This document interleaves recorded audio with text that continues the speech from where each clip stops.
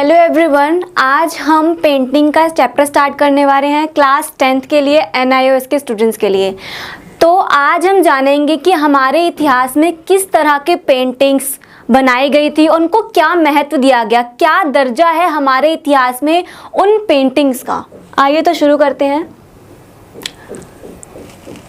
History and appreciation of art, कला का इतिहास तथा मूल्यांकन। आज हम क्लास में देखेंगे कि जो भी कलाएं बनाई गई, जो भी कलाकृतियां की गई हमारे इतिहास में, वो किस तरह की थी, उनकी विशेषता क्या थी, उनके बारे में आज चीज़ें जानेंगे। लेकिन एक और छोटी सी बात, जो हमारा इतिहास होता है वो एक बहुत बड़ा इतिहास है, एक ब्रॉडर टर्म है इतिहास की। कोई छोटा जो एक समय काल है वो नहीं होता। तो इतिहास में आज हम 3000 ईस्वी से लेकर 600 ईस्वी तक जितनी कलाकृतियां बनाई गई, जिनको प्रसिद्धि प्राप्त हुई, उनके बारे में जानेंगे। तो introduction. From Indus valley civilisation 2500 BC to 1750 BC, इस टाइम पीरियड से लेके to Mauryan 3rd century BC, we see a gradual development in art and craft। हमने इस टाइम पर देखा कि कौन कौन से डेवलपमेंट हुए, कौन कौन सी आर्ट जो कृतियां थी वो आई। 2500 ईस्वी पूर्व से 1750 ईस्वी पूर्व तक सिंधु घाटी सभ्यता से मौर्य वंशावली तक, मतलब इस टाइम पीरियड पे सिंधु घाटी सभ्यता से लेकर मौर्य वंशावली तक कला एवं हस्तकला की धीरे धीरे प्रगति होती रही। अब जैसे कि हम जानते हैं कि पहले कोई भी चीज़ नई नहीं आती, लेकिन धीरे धीरे जब वो चीज़ आती है तो वो डेवलप होती है, आगे बढ़ती जाती है।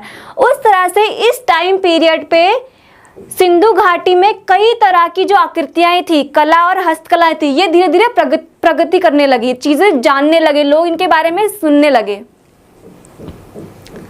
नेक्स्ट है The Kushan who have come from outside India helped in the progress। देश के बाहर से आए हुए कुषाण शासकों ने कला की प्रगति में बड़ा सहयोग दिया कि अब इंडिया में जितनी भी कलाकृतियां थी उनका प्रचार प्रसार किया जाए, उनके बारे में लोग जाने। तो इसमें हेल्प किसने की? कुषाण शासकों ने। इनका बड़ा योगदान माना जाता है कि इन्होंने जो भी चीज़ें बनाई गई उनको आगे डेवलप किया, उनके बारे में लोगों को बताया।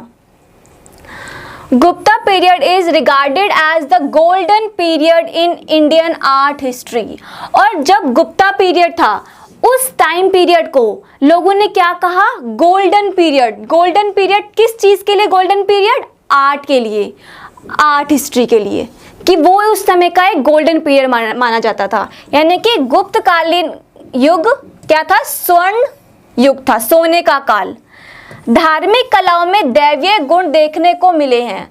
इस टाइम में जितनी भी मूर्तियां थी जो प्राप्त हुई हैं उसमें एक दैवीय गुण देखने को मिला है, मतलब कि एक धार्मिक संबंधित, कि कहीं मूर्तियां बनाई गई हैं जिनकी पूजा की जा रही है, कोई देवी के रूप में बनाई गई है। तो ये सब चीज़ें जो है क्या है? धार्मिक से संबंधित है। तो उस टाइम पे इस तरह की पेंटिंग्स बनाई गई थी। नेक्स्ट है हमारा मुख्य गुण, कि अब ये जो जितनी भी पेंटिंग्स बनी हैं, जो भी चीज़ें बनाई गई हैं, जो भी चीज़ें की गई हैं, उनमें गुण क्या है मुख्य, कि क्या चीज़ें हैं जो उनकी क्वालिटी को बढ़ाती है, जो इंक्रीज करती है उसकी गुणवत्ता को, कि हमें उसकी तरफ वो आकर्षित करती है। तो सबसे पहला है the slight tail of the lip, मतलब होठों का ऐसा घुमावदार होना, होठों का थोड़ा तिरछापन होना। किसके बारे में? होठों के बारे में, कि होठों के किस प्रकार से रचना है। सेकंड है the full roundness of the figure, जो बॉडी बनाई गई है, जो फिगर बनाई है उसका गोलापन, गोला होना, गोला आकार का होना, तो जो देखने में खूबसूरती प्रदान करता है एक आकृति को। नेक्स्ट है हमारा एक्यूरेट कर्विंग, एक अच्छी तरीके से खुदाई, एक घुमावदार रूप देना उसे। जब आपने मूर्तियां देखी होंगी, मूर्तियों को ठोक ठोक के खुदाई करके बनाते हैं, तो किस तरह से उसको एक अच्छा रूप दिया जा सके जो लोगों को आकर्षित लगे देखने में। नेक्स्ट है the famous paintings of Ajanta. आज जानेंगे हम कि अजंता में कौन कौन सी फेमस पेंटिंग्स हैं जो हमें देखने को मिली है। आप सभी जानते होंगे अजंता एक ऐसा स्थान है जहाँ पे बहुत सारी पेंटिंग्स देखने को मिली हैं, लेकिन ये भी कहते हैं कि जो बाहर के लोग आते थे फॉरेनर्स वो यहाँ की पेंटिंग्स को ले जाते थे और उन्हें लाखों के दाम में वहाँ बेच देते। लेकिन तब इंडियंस को नहीं पता था कि वो जो मूर्तियाँ होती हैं वो क्या इंपॉर्टेंस रखती है हमारे लिए। लेकिन जैसे जैसे वो इन चीज़ों को जानने लगे, उन्होंने यहाँ की जो मूर्तियाँ थी उनको सुरक्षित करना शुरू किया और उनको सुरक्षित करके संग्रहालयों में स्थापित किया गया, ताकि जो आने वाली पीढ़ी है वो देख सके कि जो उनके पूर्वज थे वो कितने कलाकार थे, कितनी क्रिएटिविटी थी उनके अंदर। Next, objective. अब सबसे पहले हम जानेंगे कि ये जो चैप्टर हम पढ़ रहे हैं इसके ऑब्जेक्टिव क्या है, इस चैप्टर में हमें क्या क्या चीजें देखने को मिलेंगी, क्या जो है हमारे ज्ञान की बढ़ोतरी होगी। सबसे पहले, describe in brief the art of this period from 3000 BC to 600 AD। सबसे पहले हम जानेंगे कि 3000 ईस्वी से लेकर 600 AD तक कौन कौन सी पेंटिंग्स, कौन कौन सी कलाकृतियां हमारे सामने आई हैं। सेकंड देखेंगे हम, Indian art state the name of the enlisted art objective of this period. इस पीरियड टाइम में कौन कौन सी आर्ट कलाकृतियां हमारे समक्ष देखने को मिली हैं। मटेरियल यूज्ड, कि कौन कौन से मटेरियल यूज किए गए हैं, कौन कौन से ऑब्जेक्टिव, कौन सी चीजें यूज की गई हैं उसको बनाने में। साइट्स, कहाँ पे वो मिली है, स्थान जहाँ पे उन्हें प्राप्त किया गया है। साइज, कि किस साइज की है वो, कितनी बड़ी है, कितनी छोटी है, किस तरह से वो उसको बनाया गया है। Colours and place of the collection, कि उसका कलर क्या है, वो देखने में कौन से रंग की है, और कलेक्शन वो कहाँ मिली है, कहाँ पता लगा कि ये मूर्ति इसको यहां से प्राप्त किया गया है। तो नेक्स्ट हमारे सबसे पहले है डांसिंग गर्ल। ये देखिए डांसिंग गर्ल।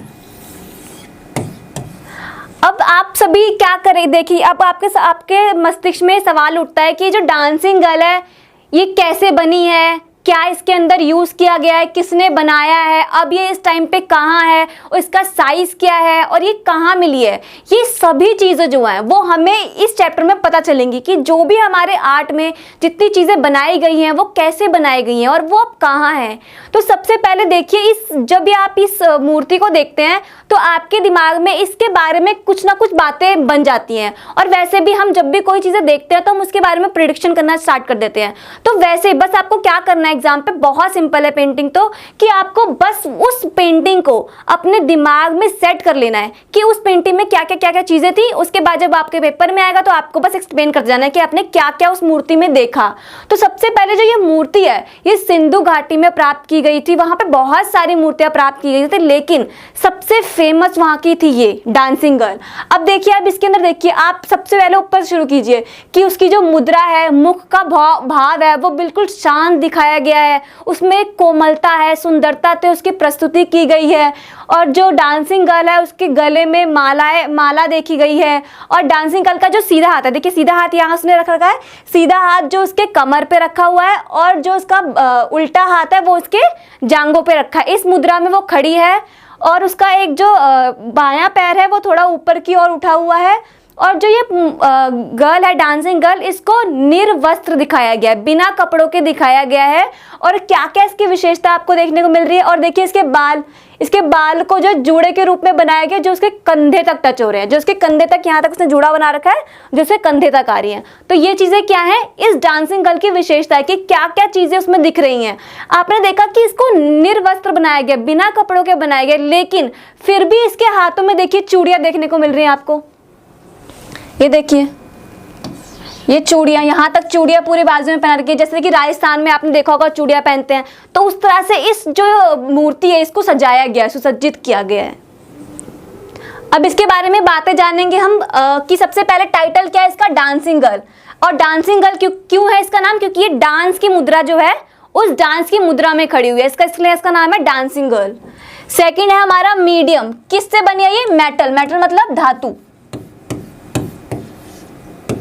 ये धातु से बनी है। डेट, कौन से टाइम पीरियड में मिली है ये, हड़प्पा पीरियड में। कौन से में, 2500 BC में। फाइंडिंग साइट, कहाँ पे मिली है ये, कौन सी जगह पे मिली है, मोहनजोदाड़ो, इस जगह पे मिली है। साइज क्या है इसका, 4 इंच। आपने देखा कि इसका साइज 4 इंच है अप्रोक्सीमेटली, लेकिन फिर भी ये देखने में काफी बड़ी लगती है, ठीक है। और आर्टिस्ट कौन है, अननोन, हमें नहीं पता कि किसने वो कलाकृति बनाई, और उसके बारे में हम बिल्कुल भी नहीं जानते कि कौन था, कहाँ से आया था। उसके बाद है कलेक्शन, कि अब वो कहाँ रखी है, कहाँ पर है, कहाँ है? नेशनल म्यूजियम न्यू दिल्ली में, न्यू दिल्ली में है, देख सकते हैं। अगर कभी कोई जाएगा म्यूजियम तो वहां पे आपको शायद दिख जाए वो, तो आप वहां जाकर भी विजिट कर सकते हैं। नेक्स्ट है हमारा रामपुरवा बुल।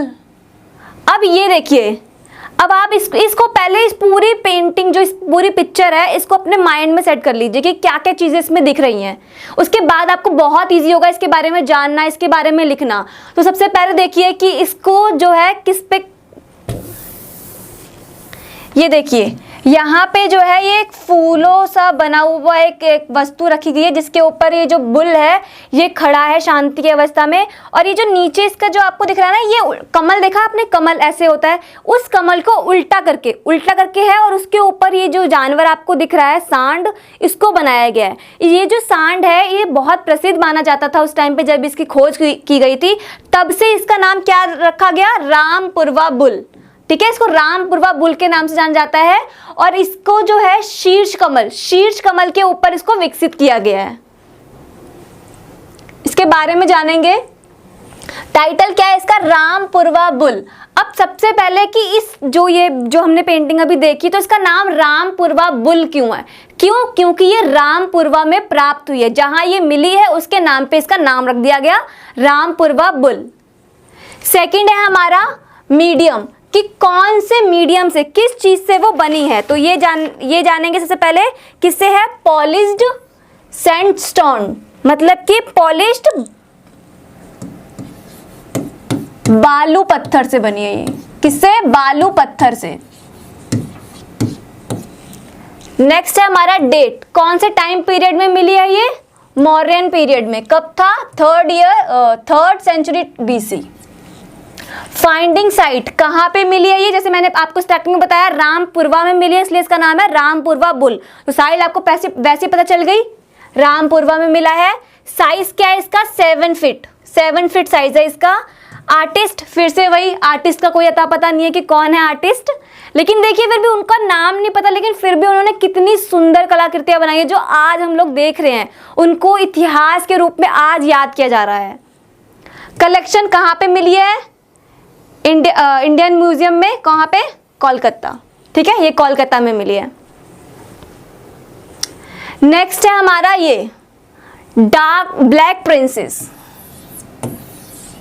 ये देखिए इस टाइम पे ना जितने भी रंग थे, रंग का बहुत अलग अलग रंगों में बनाई जाती थी।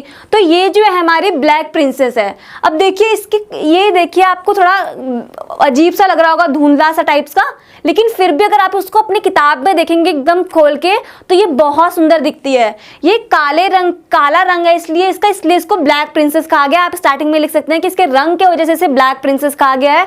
उसके बाद इसके बारे में लिखिएगा, इसके बारे में विशेषता बताएंगे कि इनका जो मुख है वो थोड़ा नीचे की ओर झुका हुआ है, जो इस पेंटिंग को एक खूबसूरती प्रदान कर रहा है। और जब ये मिली थी ना, तो थोड़ी इसमें ऐसे खुदरी थी, मतलब कि कुछ लग गया हो। तो वो जो चीजें लगी हैं इसमें, जो चोटें आई हैं, फिर जो भी चीजें खराब हुई है, उनकी वजह से ये और सुंदर दिखने लगी, और इसमें खूबसूरती जो है वो बढ़ गई है, इसकी खूबसूरती। और इस टाइम पीरियड पे हमें दो टाइप्स की कलाकृतियां देखने को मिली हैं। पहला था हमारा हीनयान का क्या है? ये हीनयान किसे कहते हैं? जो महात्मा बुद्ध थे उनके प्रतीक को हीनयान कहते थे। इस टाइम पीरियड पर जब जो ब्लैक प्रिंसेस है वो देखी गई थी, वो उन्हें प्राप्त हुई थी, तो हीनयान क्या है? महात्मा बुद्ध का प्रतीक माना जाता था। और इसी टाइम पीरियड पर दूसरा टाइप क्या था?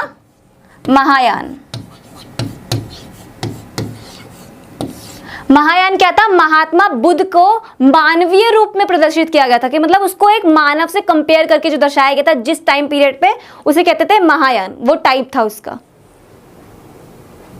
नेक्स्ट है इनके बारे में, टाइटल क्या है? ब्लैक प्रिंसेस क्यों? क्योंकि उसका वो जो प्रिंसेस थी वो ब्लैक कलर की थी, इसलिए उसका नाम हो गया ब्लैक प्रिंसेस। सेकंड है हमारा डेट, कि कब मिली है वो? गुप्ता वाकाटक पीरियड में। कब था? 2nd century AD to 6th century AD। 2nd से लेके 6th सेंचुरी AD में ये प्राप्त हुई है, उस टाइम पीरियड पे से ये मिली है। मीडियम किससे बनाई गई है? वॉल पेंटिंग क्या होती है? भित्ति चित्र।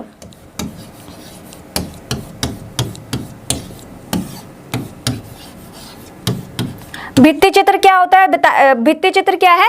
जो चित्र दीवार पे बनाए जाते हैं उसे क्या कहते हैं? भित्ति चित्र। तो ये जो मीडियम है ये कहाँ है? वॉल पेंटिंग है, भित्ति चित्र है ये। नेक्स्ट है हमारा फाइंडिंग साइट कि कहाँ पे मिली है ये? अजंता में। अजंता में बहुत सुंदर सुंदर पेंटिंग्स देखी गई है। और उसके बाद है साइज। साइज क्या है इसका? 20 फीट इंटू 6 फीट, ये साइज है इसका। और आर्टिस्ट क्या है? अननोन। फिर से वही, आर्टिस्ट का कोई अता पता नहीं है किसने बनाई है, लेकिन ये देखिए जितने भी लोग हैं जिन्होंने बनाई है, इतनी खूबसूरती से इन चीज़ों को बनाया गया है, उसके बाद से रचा गया है सारी चीज़ों को इनके बारे में, लेकिन जो आर्टिस्ट है हमें नहीं पता कि किसने बनाई है, ताकि हम उनकी तारीफ भी कर सकें। तो आज का हमारा जो चैप्टर है यही कंप्लीट हो चुका है। लास्ट में always be as you are, हमेशा वैसे रहें जैसे आप हैं, क्योंकि आप एक खुद में एक अलग पर्सनैलिटी हैं। Okay, thank you.